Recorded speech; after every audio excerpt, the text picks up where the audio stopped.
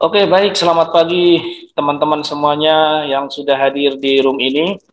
Di pertemuan ke-9 hari ini, hari Kamis tanggal 25 ya, tepatnya Hari Guru, kita akan melanjutkan materi kita di dasar pemrograman, yaitu di perulangan lanjutan atau looping lanjutan, di mana di minggu yang lalu kita sudah belajar tentang yang namanya for, while, dan while. Nah, sekarang kita akan mempelajari yang namanya do while, continue and break, dan go to. Dan bagaimana nanti penggunaannya terhadap yang namanya program. Nah, untuk capaian pembelajaran yang akan didapatkan pada topik hari ini adalah nanti teman-teman akan bisa mengenal struktur perulangan do while, continue and break, dan juga go to dengan benar ya. Kemudian nanti teman-teman dapat menjelaskan bentuk-bentuk perulangan dan dapat menggunakan untuk menyelesaikan program-program yang sederhana dengan struktur perulangan do while, continue and break, dan juga go to. Nah, perintah dalam struktur perulangan seperti yang sudah kita bahas di minggu yang lalu itu dimulai dari ada yang namanya pernyataan for, ada juga yang namanya pernyataan while. For dan while ini sudah kita selesaikan di minggu yang lalu. Nah, hari ini kita akan masuk ke dalam yang namanya do while, kemudian continue and break, dan juga go to. Sebelum kita masuk untuk struktur perulangan yang namanya do while, nah teman-teman coba kita refleksi sebentar bagaimana membuat program untuk menyelesaikan perulangan dengan menggunakan yang namanya karakter atau huruf abjad. Buatlah program dengan menggunakan for dan while untuk mencetak huruf atau abjad dari A sampai Z atau dari Z sampai A seperti output di bawah ini. Baik dengan menggunakan yang namanya for ataupun menggunakan yang namanya while. Ya. Nah, gimana kira-kira Hasna sama Koko dan Arif untuk menyelesaikannya bagaimana? Coba kita mulai dari menyelesaikan ini dengan menggunakan for. Seperti apa kalau dengan for? Nah, perhatikan. Kita akan membuat yang namanya deklarasi pada karakter huruf. Ini adalah sebagai variabel pencacah nantinya. Si out masukkan huruf, si in huruf. Nah, while ini untuk mencetak yang namanya karakter huruf dari yang terbesar sampai yang terkecil. Kalau dengan menggunakan while, maka akan kita gunakan di sini while untuk syaratnya huruf lebih besar sama dengan A. Oke. Nah, huruf lebih besar sama dengan A. Si out huruf. Nah, huruf min menurunkan pencacah sebesar 1. Jadi ketika nanti kita masukkan di sini huruf, si in huruf kita masukkan dia K, ya toh? Berarti nanti ketika dicek di sini di kondisinya huruf lebih besar dari A, benar. K itu kan lebih besar dari A. Maka akan dilakukan yang namanya pengurangan. Berarti begitu nanti akan dicetak di sini si out, cetak, maka akan dimulai dari K sampai A nantinya. Kalau kita inputkan di sini Z, maka nanti yang dicetak dari Z sampai A. Ya. Kemudian kalau dengan menggunakan for, ini contoh kita ingin mencetak yang namanya huruf secara menaik dari A sampai Z. Dengan for dia gampang, ya. Si out masukkan huruf, si in huruf, kita masukkan hurufnya adalah D. For huruf sama dengan A. Artinya adalah huruf dimulai dari A. Di mana huruf lebih kecil sama dengan Z. Batasnya adalah sampai Z. Nanti huruf plus-plus. Di sini melakukan yang namanya penaikan pencacah. Baru dicetak hurufnya, maka nanti akan dicetak sejumlah huruf yang kita mulai inputkan melalui keyboard di sini. Ya, sehingga kalau kita dengan for ini untuk, dengan for yang ini hasilnya, maka kalau kita inputkan dia batasnya adalah dari Z, maka nanti apabila hurufnya lebih besar dari sama dengan A, maka akan dicetak secara menaik seperti ini. Nah, ini tadi dengan yang namanya while. Kalau kita inputkan dari Z, maka akan dicetak sampai nanti A batasnya. Ya, oke. Itu untuk yang namanya refleksi ya, baik dengan for dan while. Nah, kemudian kita akan masuk ke dalam yang namanya struktur perulangan do while. Nah, pada dasarnya struktur perulangan do while ini sama saja dengan struktur while. Hanya saja pada proses perulangan dengan while, seleksi berada di while yang letaknya di atas. Sementara pada perulangan do while, seleksinya berada di bawah atau di paling bawah. Ya. Nah, sekurang-kurangnya dalam perulangan yang namanya do while akan terjadi satu kali perulangan. Pada struktur do while, kondisi pengecekan ditempatkan di bagian akhir. Hal ini menyebabkan struktur perulangan ini minimal akan melakukan satu kali proses. Jadi akan dilakukan satu kali proses, ya. Mau benar mau salah dia akan melakukan satu kali. Itu bedanya antara while dengan yang namanya do while. Bagian pernyataan 1, ini pernyataan 1 hingga ke pernyataan N dijalankan secara berulang sampai dengan ungkapan bernilai salah. Ini akan dijalankan secara berulang, ya. Dengan demikian bagian pernyataan pada pengujian do while minimal akan dijalankan satu kali. Semua pernyataan ini akan dijalankan satu kali, mau benar maupun salah. Nah, kemudian kita lihat di flowchart-nya, ya. Apa yang menjadi karakteristik dari do while? Perulangan akan dilakukan minimal satu kali terlebih dahulu. Oke. Perulangan dengan do while akan dilakukan sampai kondisi false. Ya. Itu yang menjadi perbedaan antara while dan do while. Nah, sekarang kita coba lihat perbedaannya. Perhatikan teman-teman. Di sini sengaja saya buat strukturnya, ya, untuk mencetak bilangan naik. Jadi case-nya adalah bagaimana kita untuk melakukan yang namanya pencetakan bilangan naik seperti ini. Kalau dengan yang namanya for itu gampang, ya. Ini paling gampang diingat. Integer i, x. X di sini adalah untuk yang namanya inisialisasi nilai nanti. Kemudian i di sini adalah deklarasi untuk batas awal dari nilai i. Nah, kalau dengan for integer i sama dengan 0, i kurang sama dengan x, i plus plus, cout i. Ya, begitu dicetak, maka hasilnya akan muncul seperti ini. 0, 1, 2, 3, 4, 5, 6, 7, 8, 9, 10. Ini kalau mencetak bilangan naik dengan yang namanya for. Kalau dengan while, ingat, lihat. Kalau dengan while, ya, untuk struktur ini sama dengan for, ya. Ini hanya untuk membuat yang namanya deklarasi dan inisialisasi. Nah, struktur perulangannya ada di sini. While i kurang sama dengan x. X yang kita masukkan di sini adalah 10. Oke. I kurang sama dengan 10, cout i plus plus. Jika ini memenuhi, maka akan dilakukan yang namanya penaikan pencacah di sini. Lalu dicetak. Oke. Nah, bedanya dengan do while, kalau di while dia ungkapannya syarat kondisinya ada di atas, kalau dengan do while dia ada di bawah.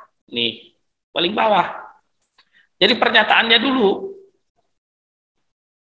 yang dicetak, yang dikerjakan, ya.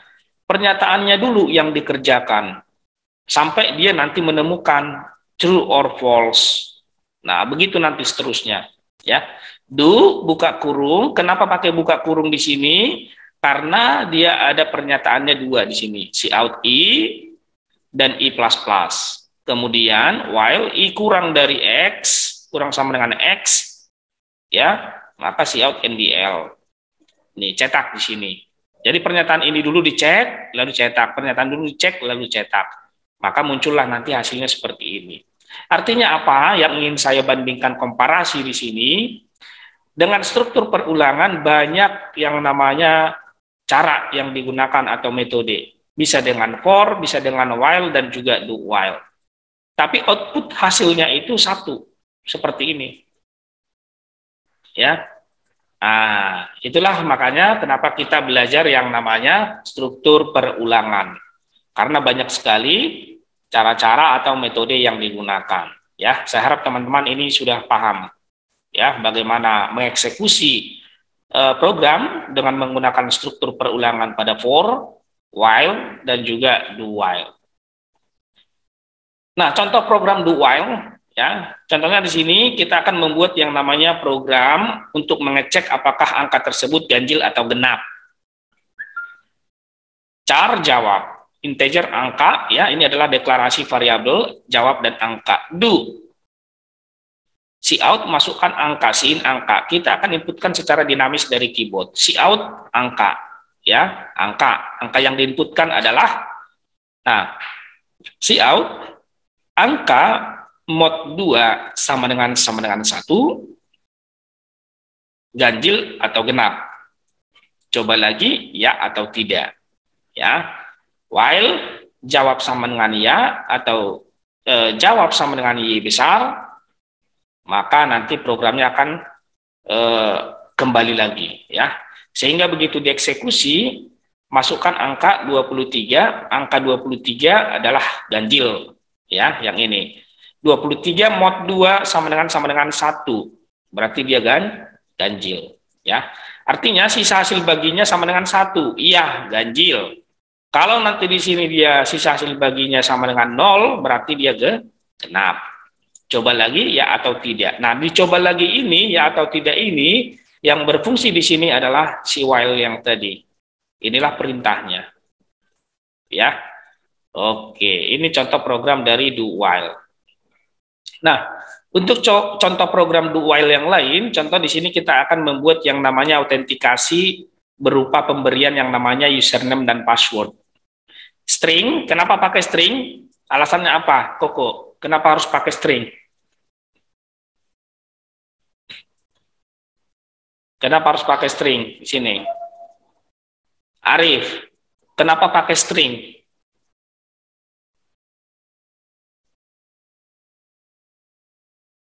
Paham nggak kenapa harus pakai string? Kenapa pakai string? Karena bisa menampung yang namanya kumpulan karakter atau kata, ya. String u ini adalah v, ini adalah variabel. Do, ya, perintahnya. Masukkan username in u, ya, boleh ganti bebas aja, tidak masalah. Cout masukkan password in v, ya. While u tidak sama dengan admin atau v tidak sama dengan 123, cout berhasil login. Nah, kemudian kita masuk ke dalam yang namanya pernyataan break dalam perulangan. Kalau kemarin kita di materi tentang yang namanya switch case, kita sudah membahas tentang break, maka di pernyataan perulangan juga ada yang namanya break. Kemarin di switch case, break itu fungsinya untuk apa? Ada yang masih ingat fungsi break kemarin waktu kita belajar switch case? Break itu fungsinya apa? Iya, break itu untuk stop atau keluar dari pernyataan. Di struktur perulangan boleh nggak? Ada nggak yang namanya break? Ada. Baik untuk while, baik untuk for, maupun untuk do while. Ya, intinya break kita gunakan untuk keluar dari pernyataan. Nah, sekarang kita lihat untuk implementasi atau efek dari break pada while untuk program-program mencetak bilangan naik. Ya. Lihat, integer bilangan sama dengan 1. Oke, berarti awal dari nilai awal dari bilangannya adalah 1. While bilangan tidak sama dengan 10. Ya, if bilangan lebih dari 5, break. Artinya di sini adalah tadi kan batasnya, batas akhirnya adalah 10. Tapi di sini ada kondisi lagi. Jika bilangan lebih dari 5, stop. Nah, ya. If bil lebih dari 5, break, stop. Cout bilangan, bil plus. Berarti begitu nanti dicetak hasilnya akan 1 2 3 4 5 saja. Kenapa? Karena di sini ada kondisi di tengah jalan. Jika bilangannya lebih dari 5, stop. Keluar. Maka nggak nyampe dicetak sampai 10. Nah, itu fungsi break-nya. Ya. Oke. Nah, sekarang kita lanjut. Kemudian yang namanya pernyataan continue, ya. Pernyataan continue digunakan untuk pergi ke bagian awal dari blok loop untuk memulai iterasi berikutnya. Dengan kata lain, perintah continue akan melewati satu iterasi yang sesuai dengan syarat tertentu dan melanjutkan ke iterasi berikutnya.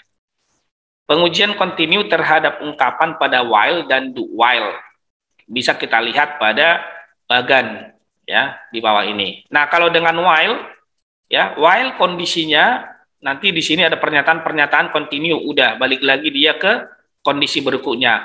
Ya, pernyataan-pernyataan nanti cetak balik lagi.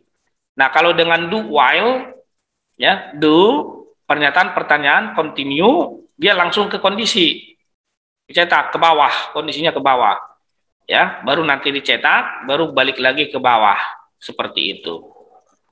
Nah, sekarang kita lihat bagaimana penerapan program untuk menunjukkan efek continue pada yang namanya for untuk mencetak bilangan naik. Ya, lagi-lagi kita masih menggunakan program untuk mencetak bilangan naik. Integer bill, for bilangan sama dengan 0, bill kurang dari 10, bilangan plus-plus. Di sini untuk penaikan nilai pencacahnya. Berarti ketika ini dicetak nanti, maka akan dimulai dari 0 sampai 9. Continue, si out bill, continue. Nanti si continue ini akan otomatis memulai dari 0 sampai nanti batasnya adalah 10. Untuk program-program yang lain nanti akan kita contohkan kembali ya ketika di praktikum. Nah, kemudian sekarang kita akan masuk yang terakhir yaitu contoh program continue and break. Nah, bagaimana penerapan penggunaan continue dan break di dalam satu program secara bersamaan. Nah, contohnya adalah di sini. Kita masih mencontohkan bagaimana untuk mencetak bilangan naik. For I sama dengan 0, I kurang dari 10, I plus plus. Nah, if I sama dengan 4, continue. Nah, si out bilangan I. If I sama dengan 6, break. Di sini ada dua struktur ya. Dengan menggunakan yang namanya continue dan break. Nah, tadi di sini untuk yang namanya struktur perulangannya adalah untuk mencetak bilangan dari 0 sampai 9. Nah, sekarang di sini ada yang namanya pernyataan continue dan break. Ini artinya sebenarnya apa? Kenapa ada ini di tengah program? Mari kita lihat ya. Dari program di atas atau di samping dapat dilihat perulangan dari suatu bagian sebanyak 10 kali ini perulangannya dari 0 sampai 10.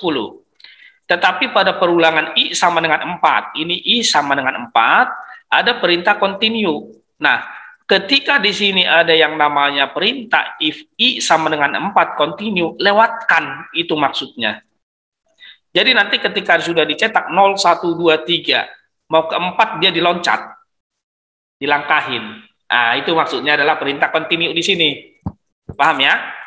Maka program langsung meloncat ke loop berikutnya. Dan ketika sampai di perulangan I sama dengan 6, keluar dari pernyataan.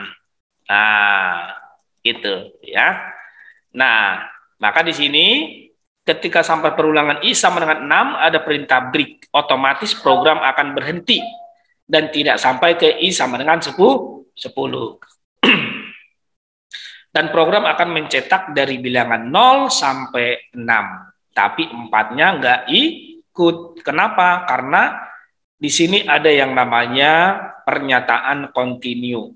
Ya, yang artinya program ketika nanti sudah melakukan yang namanya penaikan nilai pencacah di sini ketemu sama dengan 4, maka nanti akan diloncat ke 5. Dan ketika nanti sudah sampai di sini I-nya sama dengan 6, maka program akan keluar, break, berhenti, itu maksudnya ya. Nah, ini contoh dari penggunaan yang namanya continue and break. Baik, sekarang kita akan masuk ke dalam yang namanya pernyataan goto. Kalau kemarin-kemarin kita waktu menyelesaikan yang namanya pembuatan program pada Sweetcase, kita sering menggunakan goto atas ya. Goto. Nah, apa sebenarnya goto ini? Pernyataan goto diperlukan untuk melakukan suatu lompatan ke suatu pernyataan yang berlabel yang ditandai dengan tanda titik 2. Bentuk umumnya adalah sebagai berikut. Goto bawah. Ya. Nah, pernyataan 1, pernyataan 2, bawah titik 2, pernyataan 3. Pernyataan 3 ini bisa di bawahnya ini. Ini adalah labelnya. Ya.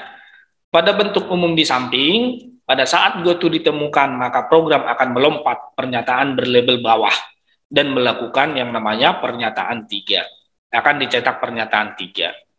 Nah, kita lihat contoh programnya. Ya, kita akan membuat di sini bagaimana untuk melakukan yang namanya program tes GoTo. Ya, lihat. Cout tes GoTo. Ini adalah headernya. Hanya statement aja. GoTo selesai, titik 2. Cout. Hai, aku kok tidak disapa. Kenapa bukan ini yang dieksekusi? Karena labelnya ada di sini. Dengan menggunakan titik 2, selesai. GoTo selesai. Berarti GoTo selesainya ada di sini. Pernyataannya apa? Ini pernyataannya, selesai. Makanya ketika kita membuat yang namanya program dengan menggunakan switch case kemarin, ada yang namanya, apakah masih mau jawab lagi, ya atau tidak. Begitu kita pilih ya, maka dia akan go to atas, go to label atas. Nah, kalau ini go to selesai. Kalau kalian ganti di sini variabelnya go to bawah, ya, maka nanti akan dia cetak sini. Oke, nah seperti itu. Yang terakhir, ya, bentuk perulangan yang paling lazim digunakan dalam aplikasi pemrograman adalah bentuk while dan do while dan for. Ya, penggunaan bentuk-bentuk tersebut sangat tergantung dari tujuan dan kondisi yang ada. Di samping 3 bentuk perulangan tersebut, ada yang namanya bentuk perulangan turunan. Misalnya di dalam for ada for atau disebut dengan nested for. Kemudian ada bentuk yang namanya break and continue, dan juga ada yang namanya GoTo. Jadi nanti di program yang kompleks, ini semuanya bisa berbarengan digunakan.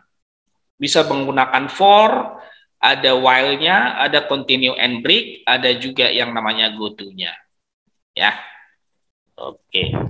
Nah, untuk praktikum, nanti praktikum sambilan yang di rumah, yang belum bisa hadir saat ini, buatlah program untuk menampilkan bilangan ganjil dari kecil ke besar sampai batas tertentu. Ya, ia menemui yang namanya break. Kemudian programnya selesai. Untuk inputan nanti nilainya bebas. Kemudian ini dengan menggunakan yang namanya while dan for untuk mencetak kata dengan bentuk seperti ini. Berarti ini dengan menggunakan kemarin adalah nested for. Ya. Jika string yang dimasukkan adalah Yogyakarta. Jadi nanti input dari keyboard masukkan kata gitu ya. Yogyakarta. Begitu di enter maka akan muncul seperti ini ya. Berarti ini adalah nested for ya buat yang di rumah. Nah, ini contoh adalah untuk mencetak yang namanya bilangan naik dengan menggunakan do while. Nih ya. Integer i, x, cout nilai x, cin x.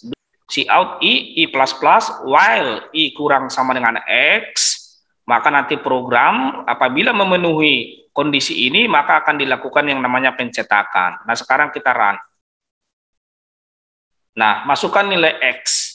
Nah, sekarang batasnya adalah 20. Begitu di enter, maka hasilnya seperti ini ya, untuk mencetak bilangan menaik.